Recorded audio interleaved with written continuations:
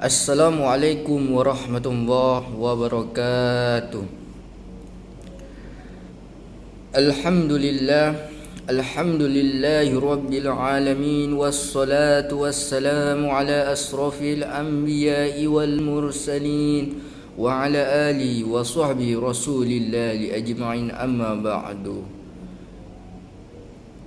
Bersyukur kita kepada Allah yang mana Allah telah memberikan kita nikmatnya sebesar-besarnya sehingga kita dapat merasakan nikmat hidup sampai sekarang ini. Maka oleh sebab itu, mari kita sebagai hambanya yang bersyukur atas nikmat yang Allah berikan kepada kita, maka marilah kita melafazkan Alhamdulillahirabbil alamin. Salawat dan salam tak lupa pula kita hadiahkan untuk baginda kita, yakni Nabi Muhammad sallallahu alaihi wasallam. Maka oleh sebab itu, kita sebagai umatnya, mari kita sama-sama melafazkan Allahumma salli ala sayyidina Muhammad wa ala ali sayyidina Muhammad. Okey, saya dari manajemen dakwah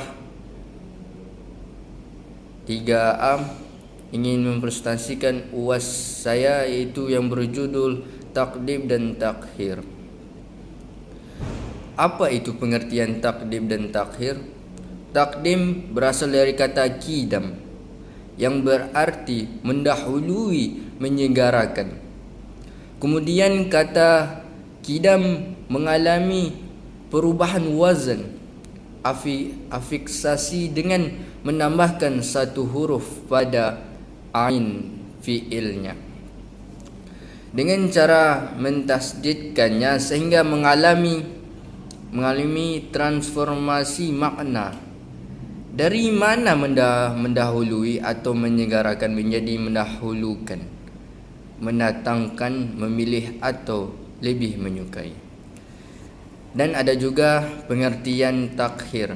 Takhir berasal dari kata akhir, merupakan antonim dari kata takdim. Kata juga mengalami afiksasi dengan menambahkan satu huruf pada ain fi'ilnya sehingga menjadi akhir, yang berarti penundaan, penangguhan dan perlambatan. Maka tata takdim dan takhir keduanya adalah berasal dari kata kerja yang dibendakan masdar. Dalam terminologi ilmu balaghah, takdim dan takhir lebih terkonsentrasi pada ketinggian uslub, gaya bahasa, yang berpengaruh besar pada keindahan rasa bahasa dengan menampilkan bahasa dalam bentuk makna yang sempurna sesuai situasi dan kondisi. Olehnya itu, ia merupakan seni bahasa yang paling unggul dalam menyingkap perasaan jiwa dan mengukur kedalamannya. Takdim dan takhir yang dimaksudkan dalam kaedah ini adalah mendahulukan atau mengakhirkan satu lafaz atau ayat yang satu dari satu lafaz atau ayat yang lain, atau memposisikan suatu lafaz sebelum posisinya yang asli atau sesudahnya untuk memperlihatkan kekhususan, keutamaan dan urgensi dari lafaz tersebut.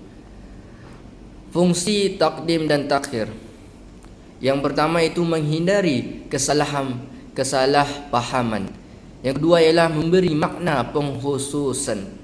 Yang ketiga ialah menunjukkan betapa pentingnya yang didahulukan. Yang keempat adalah penekanan. Yang kelima mengundang rasa takut. Yang keenam keindahan nada susunannya.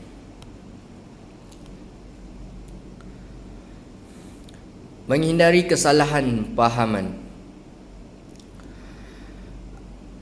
Berkata seorang mukmin dari keluarga Firaun yang menyembunyikan imannya Quran surah Ghafir ayat 28, seandainya kalimat Ali Fir'aun, keluarga Firaun, diletakkan sebelum menyembunyikan iman, maka mungkin ada orang yang memahami ayat itu dalam arti yang bersangkutan, menyembunyikan imannya dari keluarga Firaun saja. Sedangkan apa yang dimaksud di sini adalah menyembunyikan dari siapapun.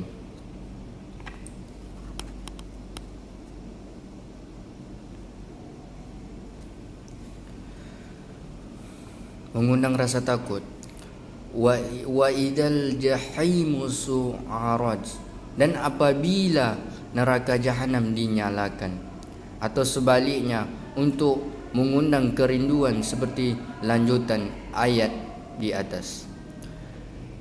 Wa idal jannatu uslifat, dan apabila surga didekatkan. Quran surah At-Takwir ayat 12 sampai 13. Kesimpulan yaitu ialah dari takdim dan takhir, ialah takdim dan takhir adalah salah satu dari sekian banyak cara untuk memahami isi dan rahasia kandungan Al-Quran. Dan bila dilihat definisinya, takdim dan takhir itu merupakan kaedah dasar ilmu bahasa sebagaimana dipahami dalam pandangan ulama nahwu, ulama balaghah serta ulama lainnya. Menurut ulama nahwu, sebagaimana diungkap oleh Mustaf Al-Ghalaini, bahawa takdim dan takhir adalah mendahulukan kedudukan mubtada sebagai muhkum alaih subjek, mengakhirkan khobar sebagai mahkum bih predikat, dan kedua